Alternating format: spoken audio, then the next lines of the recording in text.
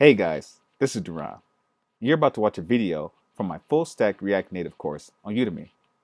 The course has a total of 5 projects ranging from beginner to expert. You will learn everything from styling to Redux to Node.js to Mongo Atlas to authentication. I am posting half of each project on YouTube. And if you like what you see, you can view the rest of the course on Udemy. And make sure you use the promo code GeekMODE. Take care.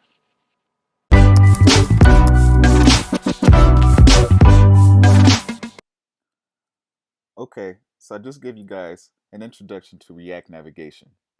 Now this is how we're going to implement it for our next project. In our next project, on our home screen, we're going to have a button.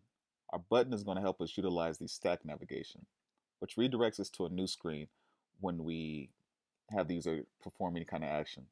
Actions such as wanting to read another post. Once the user presses that post, they'll be redirected to a new screen, and then they have the option of clicking the back arrow to head back to the home screen.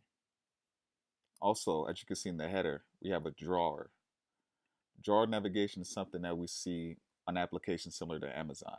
And also have other famous applications as well use the drawer, but I can't come to name what those applications right now.